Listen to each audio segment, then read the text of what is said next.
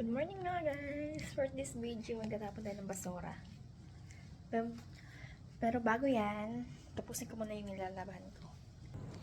Tapusin muna natin yung labahan natin. 9 minutes. Ito, ang dami na ng basura, puno na siya. Alam nyo mo guys, bago namin itapon yung basura, kailangan malinis. Kailangan ito tanggalin to. Magkaiba yan. Pagdating dun sa basurahan, kailangan malinis na siya. Mamaya. Tapos na mamalingki tayo, guys.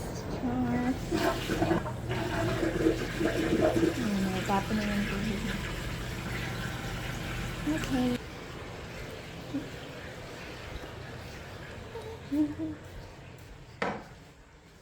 Charles, nakapantulog pa yan.